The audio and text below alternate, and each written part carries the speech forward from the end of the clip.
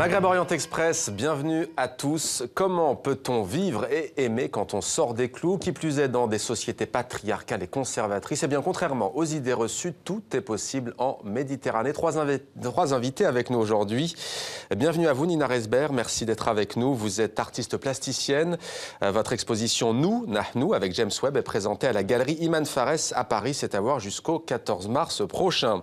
Sabri Bouzid, merci d'être avec nous également en provenance de Tunis. Vous êtes réalisateur. Votre film Face à la mer a été présenté lors des journées cinématographiques de Carthage à Tunis. C'était en décembre dernier. Et puis avec nous en direct de Casablanca au Maroc, Jean Zagagnaris, merci d'être avec nous. Vous êtes enseignant, chercheur à l'école de gouvernance et d'économie. Votre premier roman s'appelle Le périple des hommes amoureux, édition Casa Express, livre présenté au Salon international du livre et de l'édition de Casablanca qui ferme ses portes ce soir. Nina Resber, votre art est, disons-le, protéiforme. Performance, photographie, sculpture, mais aussi vidéo, comme dans votre exposition Nahnu. On regarde sans plus attendre.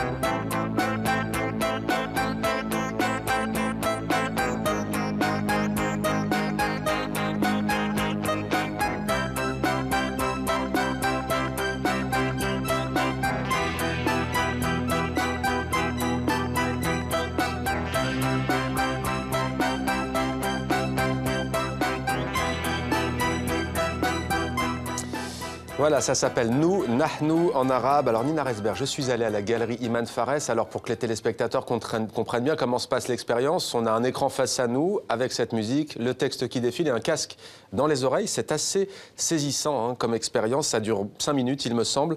Comment est née l'idée de cette œuvre ? Alors la vidéo s'appelle Triangle, elle ne s'appelle pas Nahnu. Non. Cette idée était présente. Déjà, je me posais des questions depuis quelque temps, à savoir comment est-ce que je peux, qu'est-ce que je peux faire face à des fatwas déjà. Face à une société patriarcale qui fait subir aux femmes certaines choses. Et je ne voulais pas faire quelque chose de très... vindicatif peut-être? Oui, ouais. Je voulais quelque chose avec un peu d'humour aussi. Oui. Donc j'ai eu l'idée de juste mettre les phrases telles quelles et qui défilent comme ça sur une musique de Jacques No qui s'appelle Triangle. Je voulais une musique comme ça, répétitive, avec de temps en temps des envolées. Lancinante un peu, hein, comme peut-être ces fatwas que l'on fait aux femmes. Et voilà, donc ça c'est une idée qui m'a travaillé pendant quelques années. Ouais. Alors vous dites les sociétés patriarcales, vous parlez des fatwas, vous pointez donc du doigt, on l'a compris, les discriminations, les inégalités générées par la religion, mais pas seulement par la pensée patriarcale, donc pas seulement au Moyen-Orient. Hein. Votre œuvre, elle a ce côté universel, hein, disons-le. Oui, de toute façon, je suis obligée de parler des deux mondes. Je viens d'Orient et je vis en France depuis maintenant une trentaine d'années. Donc, j'observe les sociétés et c'est pas blanc ou noir partout. Il y a des problèmes partout. Et donc, il y a des choses que véhiculent aussi les traditions. Par exemple, c'est l'exemple que je donne toujours, une femme qui gagne plus d'argent que son mari, eh ben, ça peut poser des problèmes pour le mari, pour la famille du mari, par exemple. On peut être mal à l'aise. Une femme a plus de pouvoir que son mari, par exemple. Voilà, ce qui devrait pas être le cas. Oui. Voilà. Sabri Bouzid, peut-être une réaction à cette œuvre que vous avez vue aussi? Je trouve que c'est intéressant du point de vue que c'est pas... c'est drôle et à la limite ça accroche en fait. Les phrases sont intrigantes et c'est d'une vérité crue. Mais en même temps c'est drôle, donc on est dans la chose, on est captivé, ce qui fait que en fait, c'est un parti pris assez intéressant parce qu'on capte les présents d'une manière qui ne sont pas assez stressés ou qui sont obligés de regarder ou de suivre, mais ça se fait naturellement en fait. C'est là ce qui est intéressant, je trouve. Jean Zaganiaris avec nous en direct du Maroc. Quand vous entendez, quand vous voyez défiler ces injonctions faites aux femmes, ces interdits, comment les femmes qui cuisinent par exemple les aubergines, les femmes qui aiment les bananes aussi, hein, c'est pour ça que voilà, je vois sourire Sabri Bouzid, ça fait assez rire. Peut-être une réaction, Jean Zaganiaris? Oui, bien sûr. De toute façon, on comprend beaucoup mieux les pratiques sociales au Maghreb quand on commence à les déshomogénéiser et à les regarder telles qu'elles sont et pas telles qu'on les imagine. Et je pense que le film qu'on vient de voir le montre très bien. On comprend aussi beaucoup mieux les choses quand on a en tête que parfois toutes ces normes de pouvoir patriarcal créent en même temps tout un ensemble de pratiques subversives très hétérogènes. Dès qu'il y a pouvoir, Michel Foucault l'avait très bien dit, dès qu'il y a pouvoir, il y a résistance. Et je pense que le film le montre très très bien.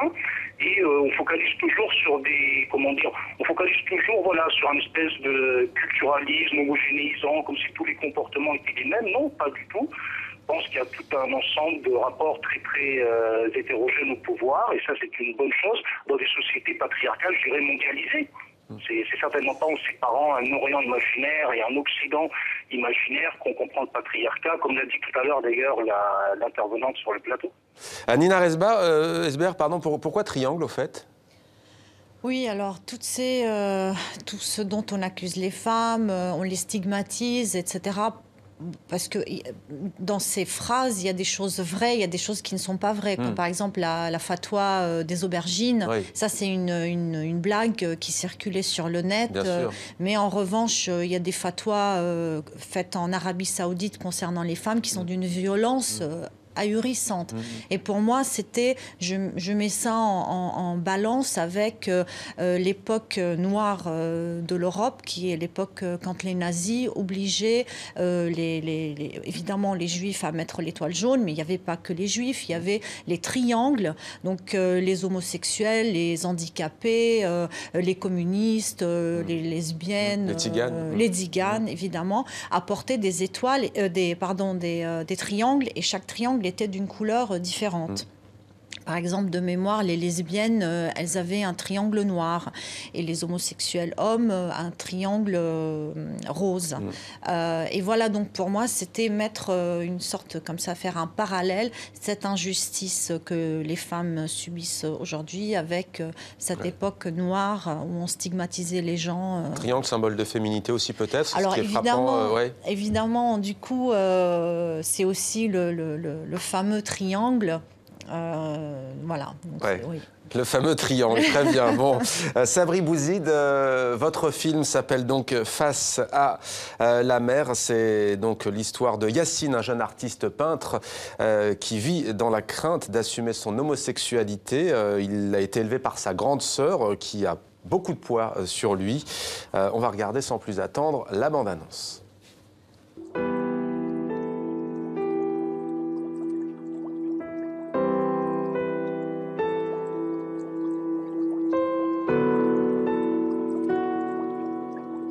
وشكون قال كان ما واش على الطفل اصلا تبرا بيزي بلا بلاد فما راجل ما يحبش نساه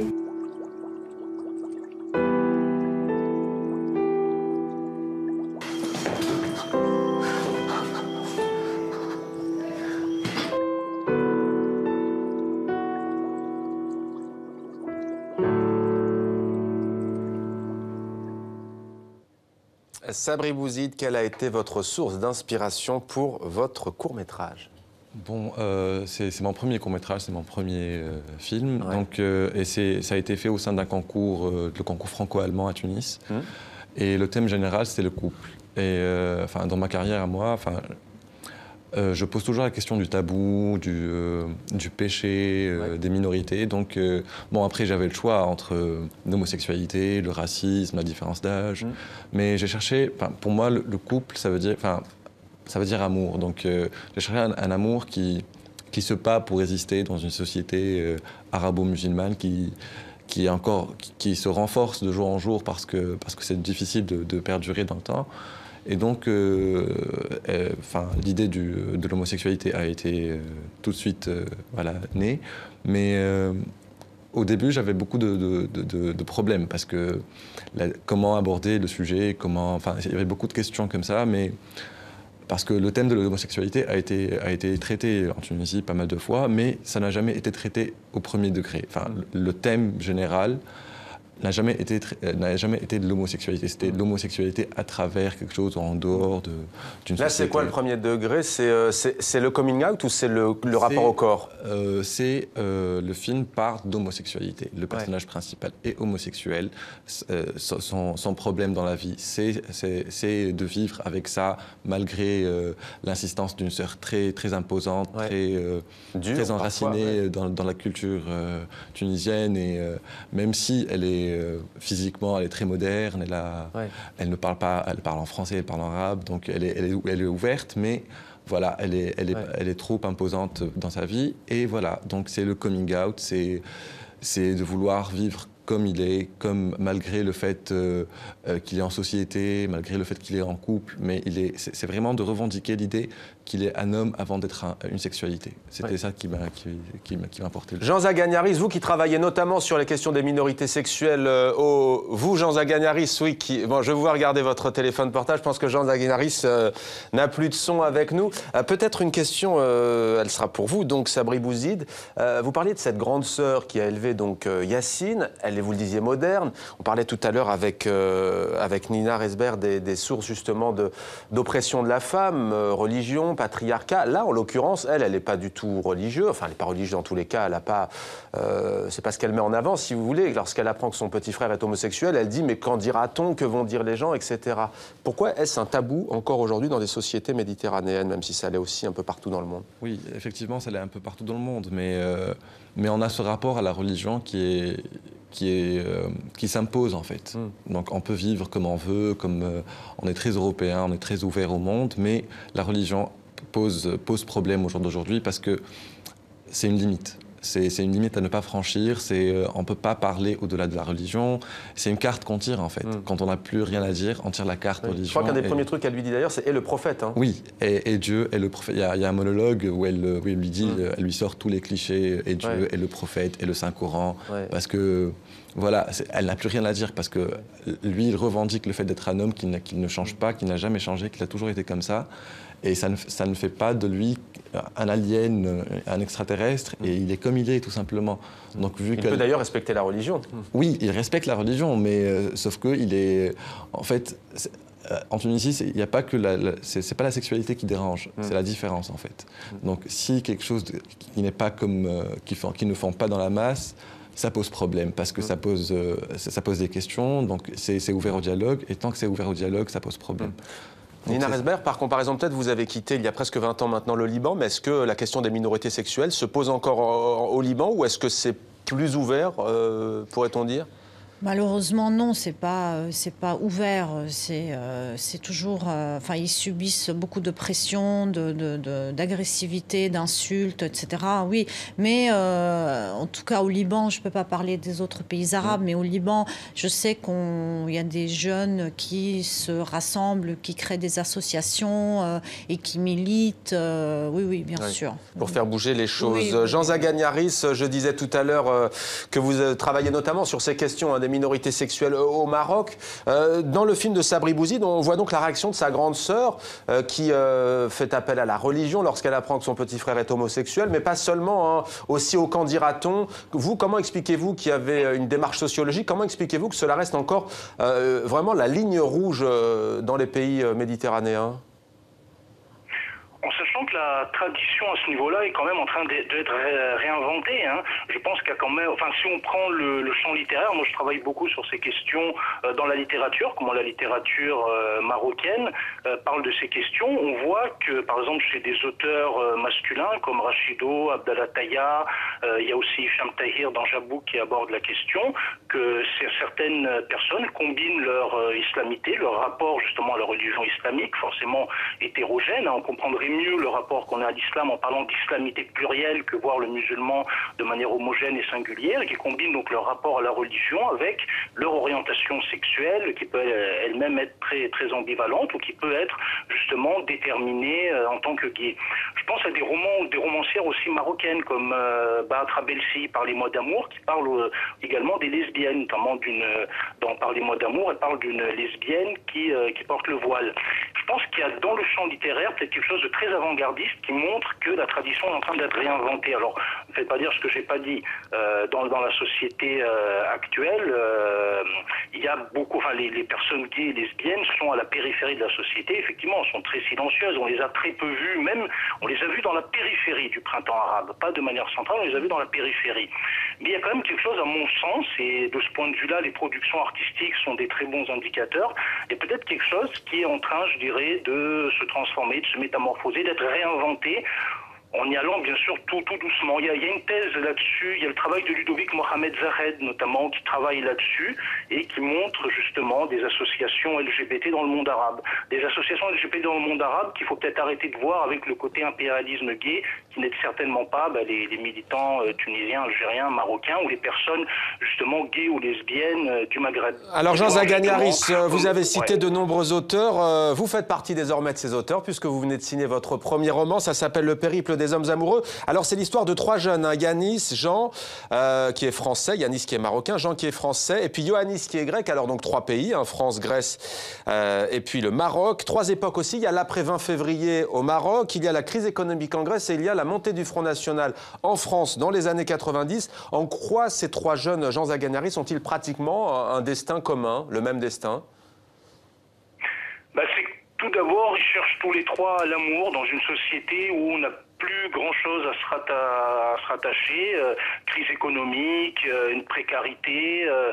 Ils pensent que peut-être seul l'amour peut les sauver tous les trois, et c'est, quel que soit le pays, quelle que soit la culture, quelle que soit la nationalité, c'est trois personnes très différentes qui appartiennent à un monde commun. Vous voyez, aujourd'hui, on est peut-être dans un monde où les identités et les symboles sont plus précieuses que la vie humaine.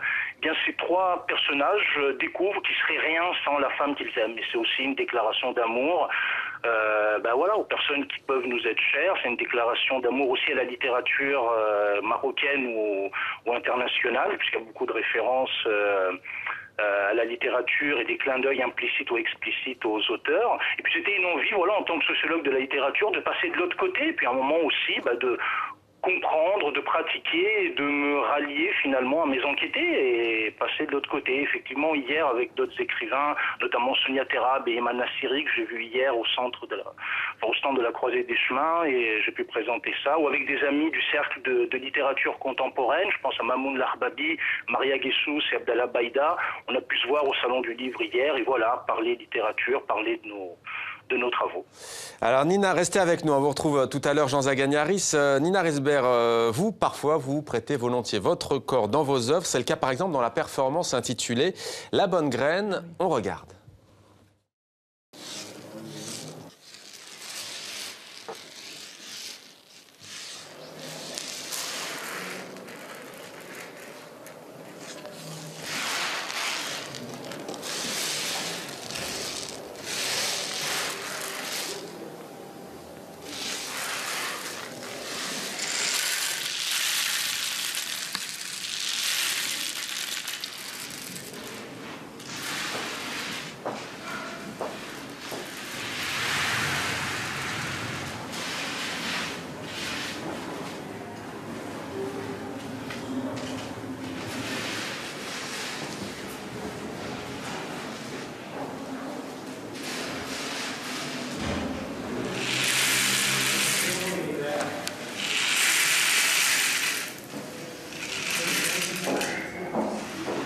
Voilà, Nina Resber, que l'on voit trier des grains de maïs selon leur couleur et leur forme pour en faire différents tas.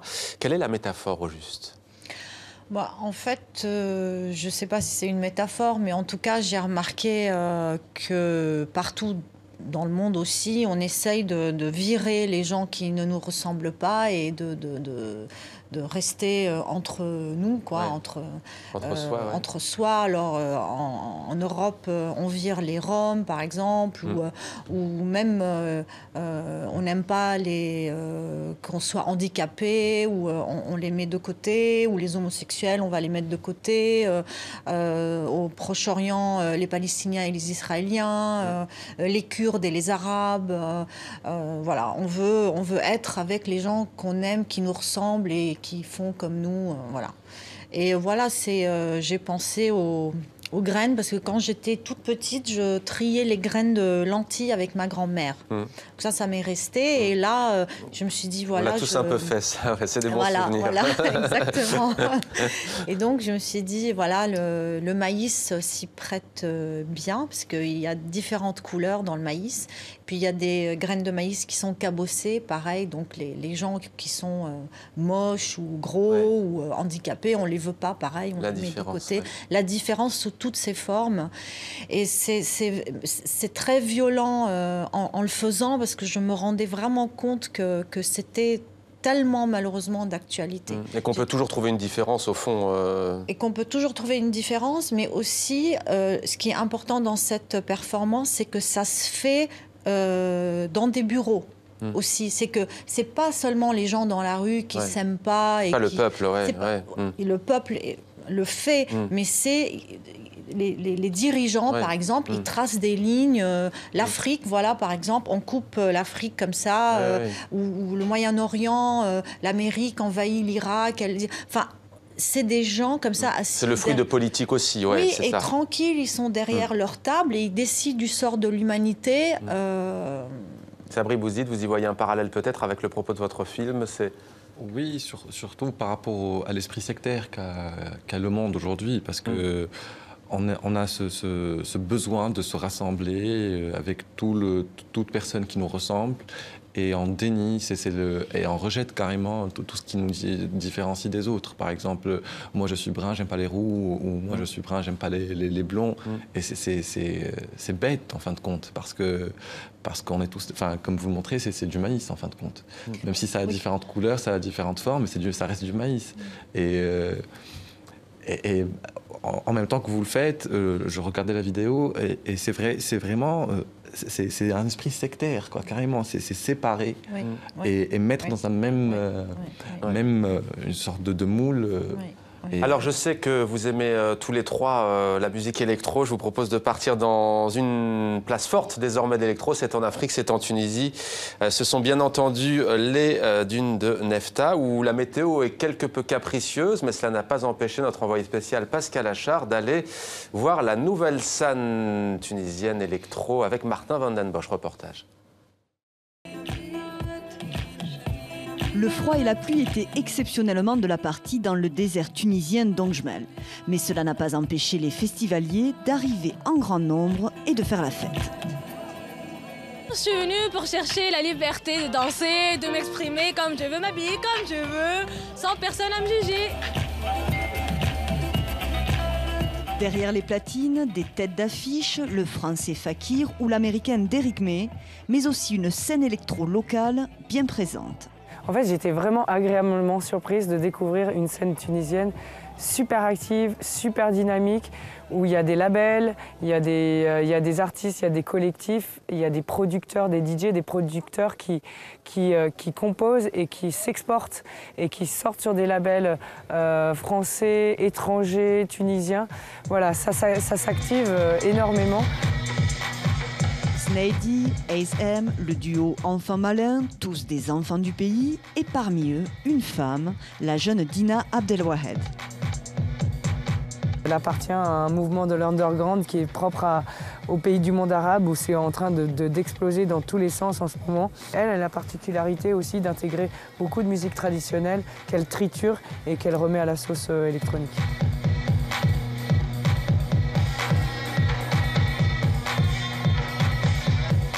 On travaille sur un projet, un prochain genre de musique électronique dansante, influencé par les sons des pays arabes ou bien des pays islamiques. Par exemple, Malaisie, Indonésie, on ne peut pas seulement arabe, mais tous pana islamique. Explorer et faire partager des territoires musicaux infinis, une magie qui opère. Plusieurs milliers de personnes, des Tunisiens pour la majorité, sont au rendez-vous. Preuve que la jeunesse tunisienne est festive, connectée et ouverte.